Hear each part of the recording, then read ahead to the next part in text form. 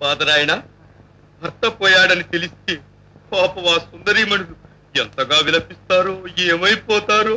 అనాథలైపోతారు. మాకింక దిక్కెవరు అని విలపిస్తూ ఉంటే మనం తెలివిగా వాళ్ళతో పాటు రోదనం చేస్తూ ఓదార్చి ఆదరించి మన అంతఃపురానికి తీసుకొచ్చి. భలే పాదరాయణ, మన రోదనం చూసి వాళ్ళు హడలెత్తిపోవాలి.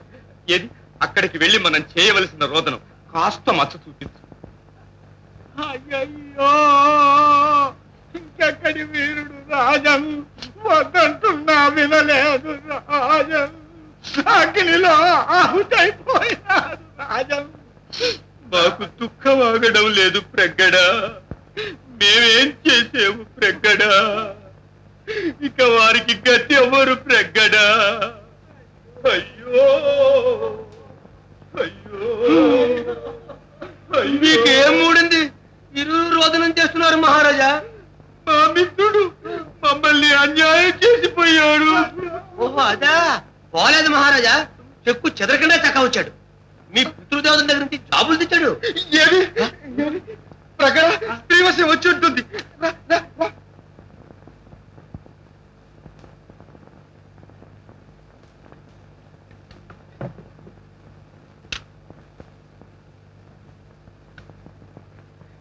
ఒరే పిచ్చి కన్నా, అది నా పితృదేవతండి. నీవడిగిన శ్రీవశ్యం రాసి పంపేది కాదు. అది మహామంత్రం.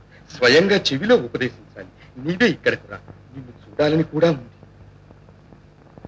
ఈ వీరుణ్ణి నేనే బ్రతిమాలాను. నిన్ను తీసుకువస్తాను. ఒరే పిచ్చి కన్నా, ఆ తాళం చెవి నీకు ఇచ్చే చచ్చాను.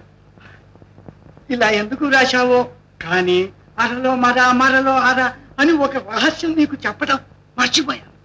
ఈ వీరుడి వెంట రాజుగారితో పాటు నీవు కూడా నా చెప్తాను. కావున రాజన్ సందేహం లేదు. ఇది నా పితృదేవత స్వహస్త లిఖితం. ఇది మా పితృదేవుల స్వహస్త లిఖితమే. ఇంకా ఆలస్యం ఎందుకు? మన పితృదేవుల దర్శనానికి వెళదాం. వలసిన ఏర్పాట్లన్నీ చేయించండి. ఓ బ్రహ్మాండంగా ఏర్పాటు చేయి.